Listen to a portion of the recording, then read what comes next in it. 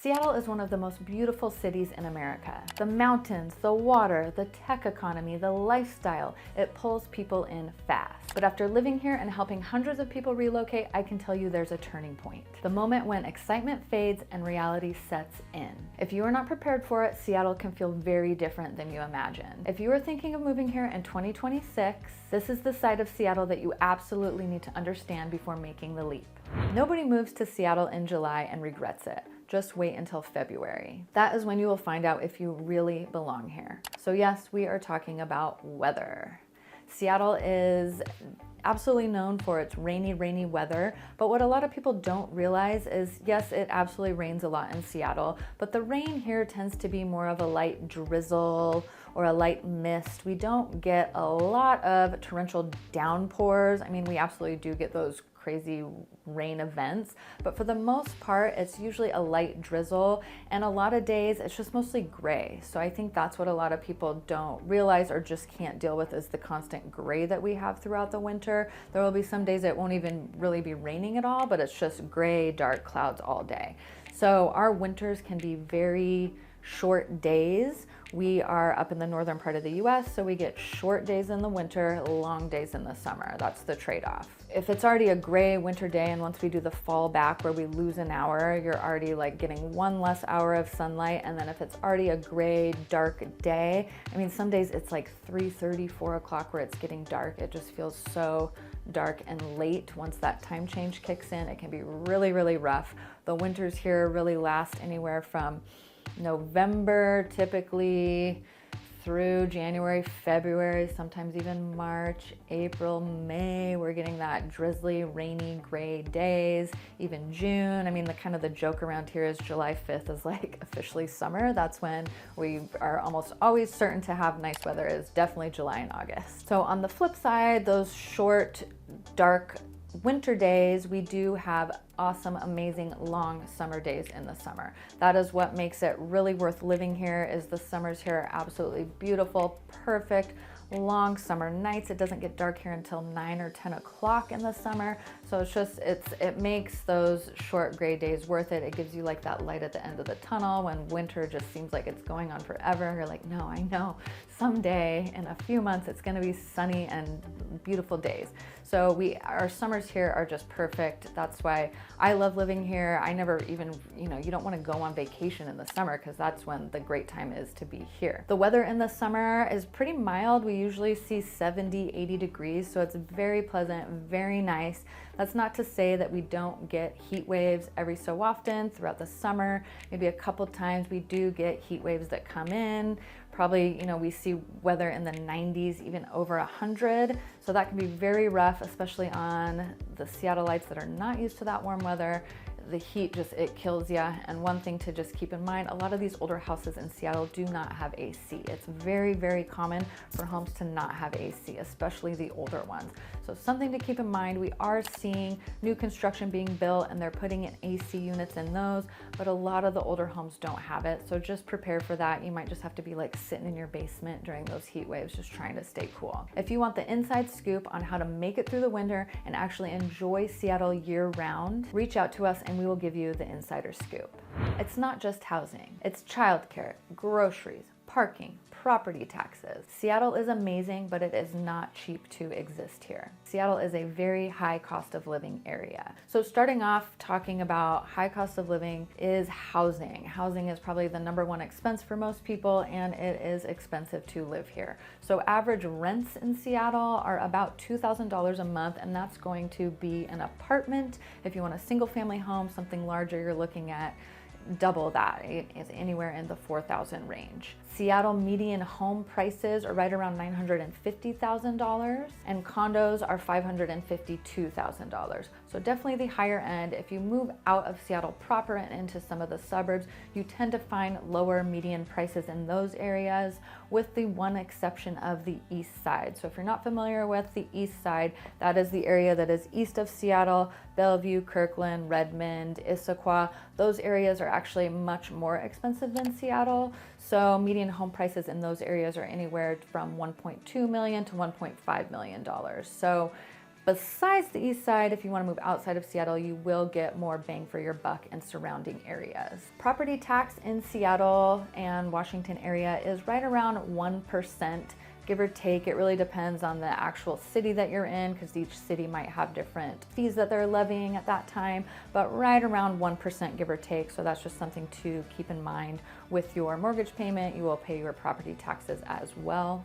Gas, as far as gas goes, Washington has one of the most highest expensive prices of gas in the country. You're going to pay anywhere from $4 to $4.50 a gallon. It really depends. We see it fluctuate up and down. I feel like recently we saw maybe slightly under $4 not too long ago, but right now we're definitely above $4. So you can absolutely find some cheaper gas prices outside of the city. Some areas it is a little bit less, kind of takes a little bit of research and digging around to see where you can find some of those cheaper gas prices. We do have places like Costco here where you can get less expensive gas. Another thing that I think is worth doing is places like Safeway, Fred Meyer. They do offer gas points. When you shop, you get points back and a discount on gas, so that is absolutely worth it. Last time I went and filled up, I had a 60-cent discount on my gas, so I got that taken off at Fred Meyer. So to me, that's way better than waiting in the Costco crazy lines and madness of Costco, and it was actually cheaper with that discount than Costco. So definitely worth looking into and kind of doing some research and finding better deals on gas, but gas here is quite expensive. Car registration is another thing that is typically higher in the Seattle area. One thing to know, our area, Seattle, is part of King County. So King County, when you register your vehicle, you pay an extra tax called the RTA tax, and that is the Regional Transit Authority tax, which this tax helps to pay for transit in the area. So King County, which Seattle sits in, Snohomish County to the north, Pierce County to the south, they all pay that RTA tax. And so that tax is based on the depreciated value of your vehicle. They look at the Blue Book value and apply some depreciation scale to it and come up with what your vehicle is worth, and then they charge you a 1.1% tax rate based on this value of your vehicle. So a lot of people, this can be a big surprise when you're moving to the area and you are registering your vehicle for the first time or re-registering your vehicle. It definitely is more expensive than many places to register your car here. Sales tax in Seattle is quite expensive as well. We are looking at about a 10.5% sales tax rate. Now, different cities around the area have different rates. The sales tax is like this crazy formula. Every zip code, every area has a different rate, but you're looking at right around 10.5%.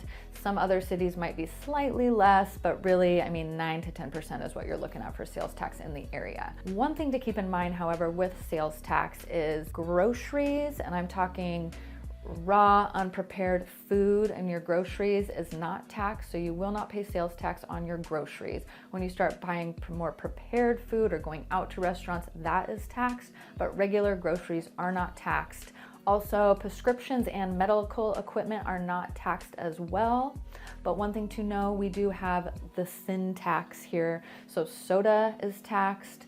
Alcohol and nicotine are also very highly taxed as well. As far as grocery prices in the Seattle area, Seattle does have a very broad range of grocery shopping. So you've got the more discount areas, you've got kind of the mid-range grocery stores, and then Seattle has a lot of specialty, more high-end grocery stores as well. So it's really kind of up to your tastes and what you want, but Seattle does offer a very wide variety. There's also a great deal of farmers markets here and a lot of farms, so it's very easy in Seattle to access local produce, local baked goods, different local things. So that's one thing that I really like about living here, is it's fairly easy for the most part to buy local groceries.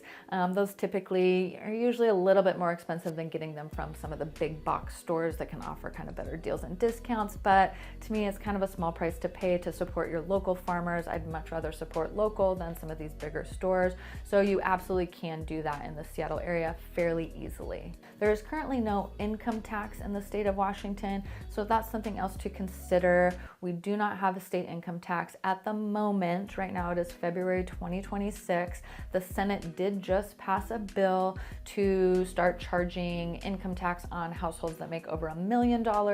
So it still has to go through the House. I don't know what's going to happen there, if it's actually going to pass or not. There's been previous bills in the past that didn't go through to try to get an income tax. So I don't know what will happen with that, but currently at the moment there is no state income tax.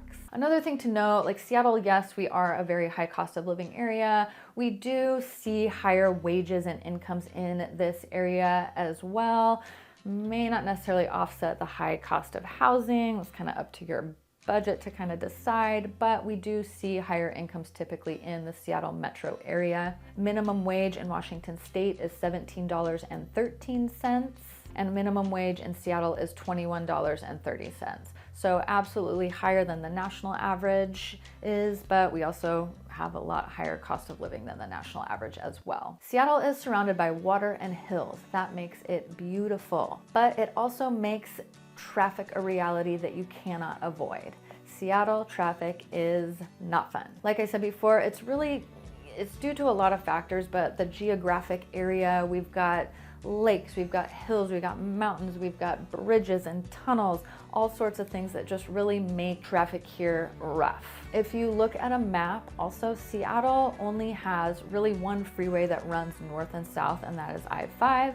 If you look over to the east, on the east side, they have 405 that goes north and south. And then east and west, there's really only two options as well through the Seattle metro area. We've got the 520 bridge, and then we've got I-90, which is a bridge also. So both of those just really make the traffic options or the driving options very limited. Seattle is also a pretty dense city, so like I said, we've got hills. A lot of the neighborhood roads are very narrow. You can't even fit two cars down it at the same time. You see a car ahead, you gotta like pull off to the side and let them go through. So it just makes driving here really, really rough. And traffic, I mean, rush hour in the evening or afternoon really starts at around 2 o'clock. So it's kind of like a never ending cycle. There's just constantly traffic everywhere, it seems like. Also, Seattle area, I mean, there's probably a lot of places, but there just seems to be road work constantly going on no matter where you are. There's different freeways. There's always some traffic or some road work going on in the area. And currently I-5 is under a massive construction project called the Revive I-5 Ship Canal Project. So this is just north of downtown. They've got it closed down to 2 lanes. It's going to be going on all through 2026 and 2027. So it's just making driving on I-5 an absolute nightmare. I-5 does have a express lane that they open up north and south depending on traffic. So in the mornings when traffic is coming into the city, they open this extra express lane that you can drive in. And then when you're going out of Seattle in the afternoons, they've got that express lane going north. Well, during this I-5 construction, that express lane is open north the whole time to try to alleviate some of this 2-lane freeways. So it's just really making traffic a nightmare is really the point of this story. Is it's going to be going on for 2 years. I-5 is bad, so people are going to other freeways to try to avoid it, and surface streets, so it's just making things pretty rough in the area. So it's just something to prepare for, and I'm sure once that's done, there's going to be some new project that are going to have to start as well. One thing also to note in the Seattle area when you are driving, there are a lot of toll roads, toll bridges, toll tunnels in the area. So these are areas that require tolls to go through. So 520 bridge has a toll. The 99 tunnel going under the city has a toll, and then 405 and 167 are 2 other freeways that they have a express lane toll. So if you want to drive in that express lane to try to get through traffic a little faster, you will pay a toll on that as well. One thing to note about these tolls is there's not like a toll booth that you pull off and like flick your quarter into the bin. It is cameras that they take pictures of your license plate, they scan it, they send you a bill in the mail, and you can pay it online. So that's how the tolls work here.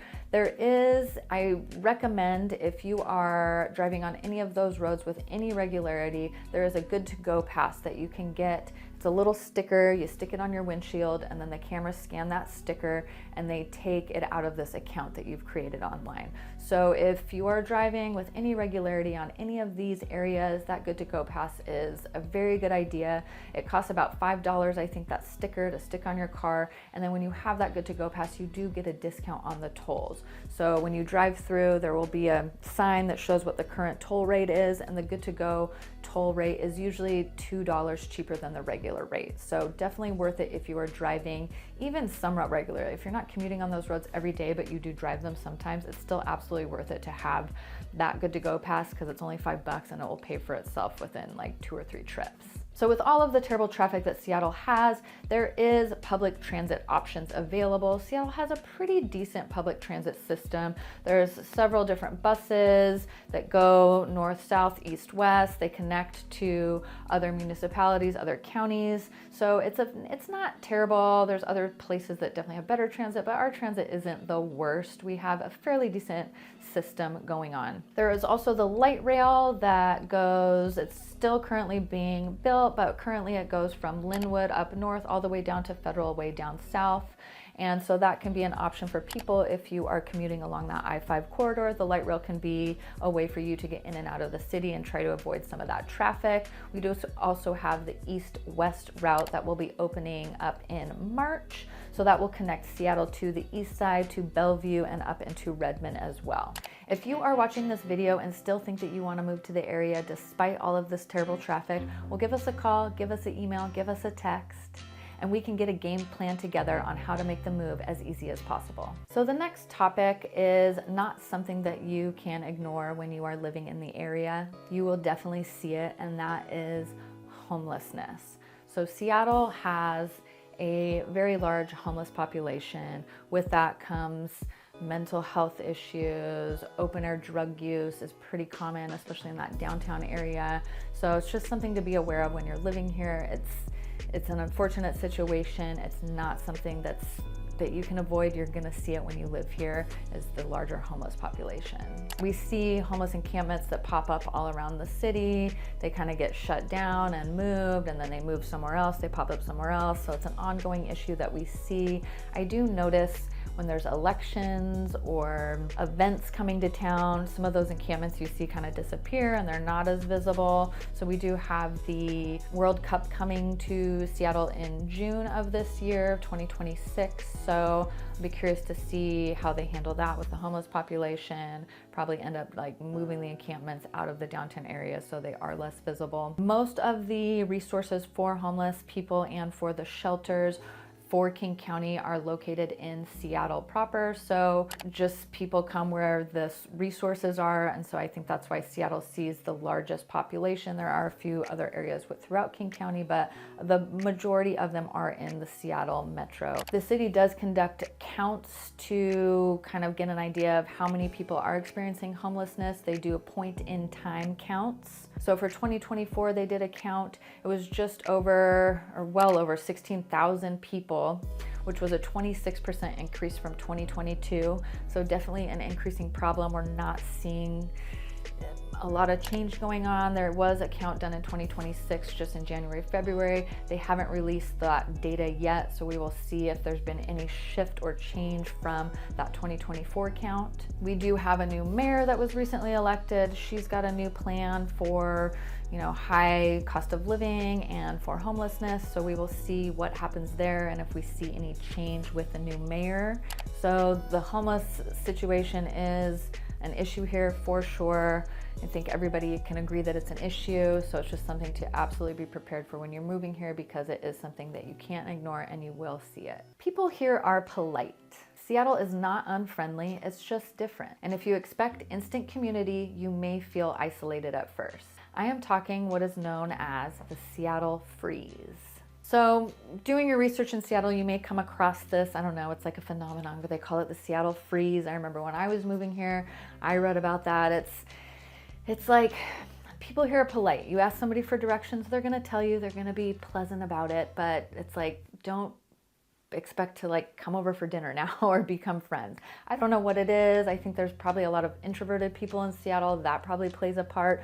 Also, kind of the colder weather. I think people just get used to being like inside and not as talking as much. I don't really know what it is, but it's something you do notice it when you move here. Like, oh yeah, it is like people are polite, but don't go anything beyond that. So I do know a lot of people when they first move here, they say that like it's been difficult meeting friends. So it's something I would say if you move here and you notice that, I wouldn't necessarily take it personally per se. It's just kind of the way it is here. And again, it's like you can't put your finger on it or really describe it that much, but it just is. Don't take it personal. If you are more of an extroverted person, you may just have to work a little bit harder to really make those connections with people. There are a ton of different clubs and activities and all sorts of things here, so it might be worth volunteering or joining some of these clubs. There's running clubs, there's game club, I mean, there's all sorts of things. So just trying to find your common group of people maybe that you share interests with and meet friends that way. It's just, it can be tough. I don't know. I mean, I hear people talking about like once you get older, it's like, oh, I already have like my 5 friends. That's it. I don't have room for any more. I can't do it. So I don't know if that's just like the thing in Seattle. People are like, nope, I got enough friends. I can't deal with any more. But you still can make friends. You just might have to work a little bit harder and it might just take a little bit longer. So definitely be prepared for that. Again, it's not necessarily rude. It's just people are introverts, I think, is really what it is. In some cities, appearance signals status. Well, in Seattle, wearing a Patagonia jacket to a fancy dinner is completely normal. So Seattle has a very, very casual dress attire here. People dress very casually. I don't know, again, what it is, if it's just the weather and the rain, and so people just want to be more comfortable, but you see it very common. Jeans, a fresh pair of sneakers, and like a button-up is pretty much the like Seattle uniform, or a hoodie. Like, it's just how it is here. You go to fancier restaurants or even the ballet or the opera, people will be dressed up. If you like dressing up, absolutely dressed up. Don't let anybody stop you. Nobody's gonna like shame you for dressing up, but you see people with like ripped jeans and sneakers at the ballet. Like, it's just, it is what it is. Again, it's just kind of that casual, laid back attitude. It's very casual here. I know a lot of people are like, oh my God, can people just like dress up nice in Seattle? But it just, it's very casual. We had like the 90s grunge flannel that still is like really popular. Your flannel shirts is a thing here in Seattle. So just something to be prepared for if you're moving here, especially from somewhere else where people get like decked out and dressed up. It's just not necessarily like that here. Again, that's not to say that you can't dress up. Absolutely do it. Like, I like dressing up every so often, but again, it's just a very, very casual vibe here. If you found these insider tips helpful, check out some of my other videos, pros and cons of living in Seattle, Washington, so you can make the most informed decision possible. And of course, if you are thinking of moving to the area, give us a call, give us an email, give us a text, because we want to help make your move as easy as possible.